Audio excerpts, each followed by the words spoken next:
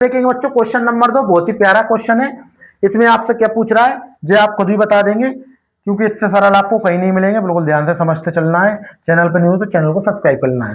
प्रश्न नंबर 2, रीढ़ की हड्डी के संदर्भ में दो अलग अलग पात्रों के लिए भिन्न भिन्न, यानी कि जो रीढ़ की हड्डी है उसका संदर्भ में दो अलग अलग पात्रों के लिए भिन्न भिन्न अर्थों में आया है, उसकी पहचान कीजिए और लिखना है। यानी कि बच्चों देखो, जो रीढ़ की हड्डी है उसका जो संदर्भ है उसमें दो अलग अलग पात्रों के लिए आए हैं। पात्र यानी दो अलग अलग व्यक्तियों के लिए आया है कि भिन्न भिन्न अर्थों में आया है और भिन्न भिन्न अर्थों में आया है, तो इसकी पहचान करके लिखना है। तो आइए अपन ने पहचान कर ली, अब उनको अपन लिख लेते हैं बिल्कुल ध्यान से।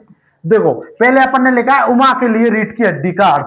पहला क्या लिखा है बच्चों अपन ने, उमा के लिए रीढ़ की हड्डी का अर्थ क्या है।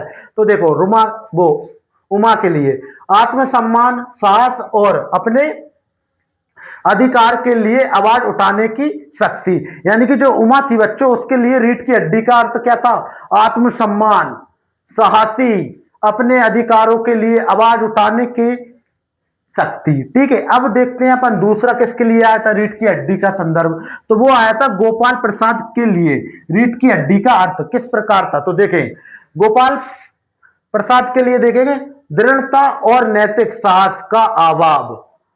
वह समाज की गलत परंपराओं का विरोध नहीं करता था, यानी कि परंपराओं का विरोध नहीं करता था। तो जो हो जाएगा बच्चों आपके जो अलग अलग संदर्भ आए थे किसके लिए, रीढ़ की हड्डी के लिए, वो था पहला था उमा के लिए और दूसरा था गोपाल प्रसाद के लिए। तो आई होप आपको समझ में आ गया हो। ठीक है, अब चलते हैं अपन बच्चों क्वेश्चन नंबर 3 की ओर।